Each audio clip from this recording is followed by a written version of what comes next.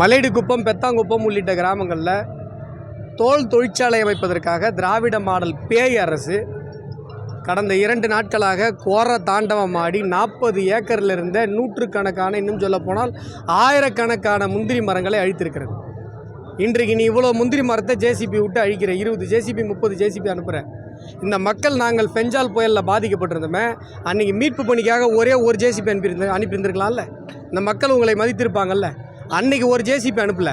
இன்றைக்கி ஒரு கார்ப்பரேட் கம்பெனிக்காரனுடைய அவனுக்கு சேவகம் செய்வதற்காக நாங்கள் இத்தனை வருடங்கள் 200 வருடங்கள் நாங்கள் வளர்த்த முந்திரி மரங்களை நீங்கள் அழிக்கிறீர்கள்.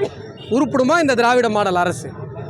இங்கே கேப்பர் மலை தண்ணி தான் இங்கே இருக்கிற ஒரு 4-5 இன்னும் சொல்ல போனால் கடலூர் மாநகரத்திற்கே குடி தண்ணீர் வழங்குகிற ஒரு இடமாக இருக்கிறது. அங்கே இருக்கிற தண்ணி மினரல் வாட்டர் மாதிரி இருக்கும். அங்கே கொண்டு நீங்கள் தோல் தொழிற்சாலையை போட்டிங்க அப்படின்னு சொன்னால் ஆம்பூர் வாணியம்பாடி மாதிரி இங்கே இருக்கிற நிலத்தடி நீர் உட்பட அனைத்து நீர் ஆதாரங்களும், மக்களினுடைய குடிநீர் ஆதாரங்களும் பாதிக்கப்படும். இது கடலூர் மாநகரத்துடைய பிரச்சனை. அது மலையடிக்குப்பம், பெத்தாங்குப்பம் இந்த 4 கிராம பிரச்சனை அல்ல. சுற்றி இருக்கிற 40 கிராமத்தினுடைய விவசாய பிரச்சனை, கடலூர் மாநகரத்தினுடைய குடிநீர் தேவை பிரச்சனை. இங்கே சிப்காட் இருக்குது, அங்கே கொண்டு போய் நீங்கள் அமைக்கலாம். இங்கே ஒரு நோட்டீஸ் ஒருத்தருக்கு கூட நோட்டீஸ் கொடுக்கல. 84 பேருக்கு நோட்டீஸ் கொடுத்ததாக இந்த திராவிட மாடல் அரசு பொய் சொல்லுகிறது. ஒருவருக்கும் எந்த விதமான அறிவிப்பும் கொடுக்கவில்லை, மக்களுக்கு எந்த விதமான நேரமும் கொடுக்கவில்லை. நேச்சுரல் ஜஸ்டிஸ்னு சொல்லுவோம் நாங்கள் சட்டத்தில். ஒரு நடவடிக்கை எடுக்கும் பொழுது எங்களுக்கு உரிய வாய்ப்பு கொடுக்க வேண்டும், எங்களுடன் அழைத்து பேச வேண்டும். எந்த விஷயத்தையும் பண்ணல.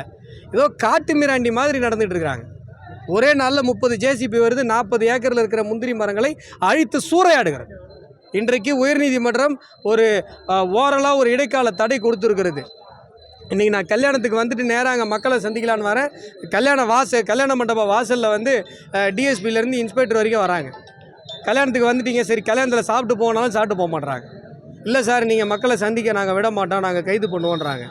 உயர்நீதிமன்றத்தினுடைய ஆணை இருப்பதனால உயர்நீதிமன்ற ஆணைக்கு மரியாதை கொடுத்து இன்றைக்கு நாங்கள் அமைதி காக்கிறோம்.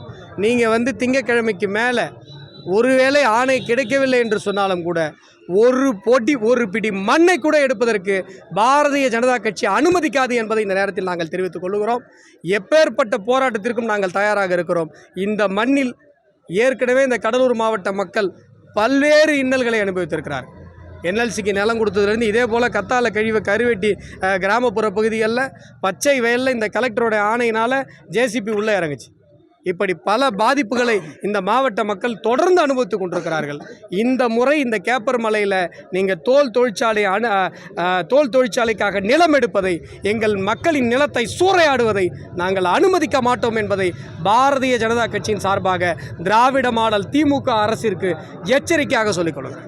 பாரத் மாதா கி ஜெய். குறிப்பாக பார்த்தீங்கன்னா வேளாண் துறை அமைச்சர் அந்த தொகுதியை சேர்ந்த சட்டமன்ற உறுப்பினர் மற்றும் அமைச்சராக இருக்கார். அவருடைய தூண்டுதனால தான் இந்த 160 ஏக்கர் நிலத்தை இப்போ கையகப்படுத்துறதா ஒரு தகவல் வந்திருக்கு. அதுதான் சொல்லிட்டு இருக்கேன் சார். 200 வருஷமாக அங்கே மக்கள் குடியிருந்து கொண்டிருக்கிறார்கள். அது அரசாங்கத்திற்கு சொந்தமான நிலமாகவே இருக்கட்டும். நோட்டீஸ் கொடுக்கணும், நேரம் கொடுக்கணும், 15 நாள் குறைந்தபட்சம் நேரம் கொடுக்கணும். நோட்டீஸ் கொடுத்து உங்களுடைய விளக்கத்தை கொடுங்கள் என்று கேட்கணும். இதெல்லாம் சட்டப்பூர்வமான நடைமுறைகள் இருக்கிறது. என்ன நோட்டீஸ் எவனுக்கு கொடுத்தாங்க? இவங்க யாருக்கும் எந்த நோட்டீஸும் கொடுக்கல. கொள்ளக்காரங்க மாதிரி உள்ளே போடுறாங்க. இன்றைக்கி 40 ஜேசிபி தூக்கிட்டு வரல. இன்றைக்கி மழை வெள்ளத்துக்கு ஒரு ஜேசிபி வந்துச்சாங்களா பாதுகாக்கிறதுக்கு, அணையை கரையை மடிக்கிறதுக்கு, அணையை ஆத்தோரத்தில் கரை மடிக்கிறதுக்கு, இல்லை மக்களை காப்பாற்றுறதுக்கு ஒருத்தவன் தான் நாங்கள் அதிகாரிகள். இத்தனை போலீஸ் நிற்கிறான். இன்றைக்கி நான் போகக்கூடாதுன்றதுக்கு அன்றைக்கி வந்தாங்களா? ஒரு அதிகாரி வந்தாங்களா? ஒரு வட்டாட்சியர் வந்தாங்களா? ஒரு கலெக்டர் ஆஃபீஸ்லேருந்து எவனா வந்தானா? ஒருத்தர் வந்தாங்களா சார் இங்கே மக்களை காப்பாற்றுறதுக்கு? நாங்கள் போய் நின்று களத்தில் காப்பாற்றுறேன். நான் என்னுடைய அறக்கட்டளை சார்பாக நான் நிவாரணம் கொடுத்துருக்கிறேன். அன்றைக்கி வரல. இன்றைக்கி மக்களை அழிக்கணும்னா மட்டும் கிளம்பி வரீங்க. கார்ப்பரேட் கம்பெனி இடத்த பிடிங்கி கொடுக்கணும்னா, நிலத்தை பிடிங்கி கொடுக்கணும்னா வரீங்க. இதெல்லாம் அரசாங்கமா இல்லை பேய் அரசாங்கம்? நாங்கள் அனுமதிக்க மாட்டோம் சார்.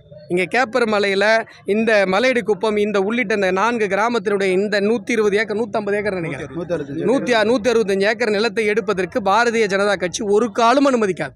நீங்கள் தொழிற்சாலை அமைக்கினா போய் நீங்கள் சிப்காட்டில் அமைங்க, இல்லை வேறு எங்கேயாவது உப்பு நிலம் 1000 நிலம் இருக்குது. இந்த வளமான பூமியை, இந்த நிலத்தடி நீரை மாசுபடுத்துவதற்கு பாரதிய ஜனதா கட்சி அனுமதிக்காது.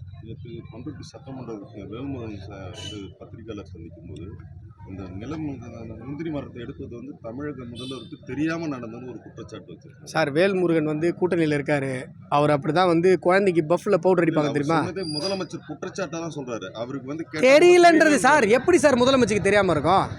அது கூட தெரியலன்னா அவர் எதுக்கு முதலமைச்சராக இருக்காரு?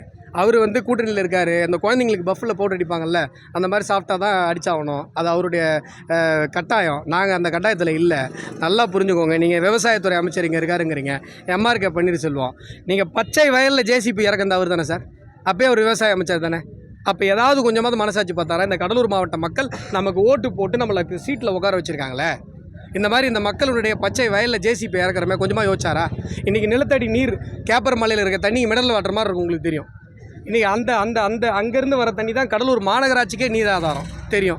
சுற்றி இருக்கிற அங்கே மட்டும்தான் விவசாயம் ஓரளவு இருக்குது. மற்ற எல்லா இடத்துலையும் என்எல்சியில் நிலத்தடி நீர் 400 அடிக்கு போச்சு.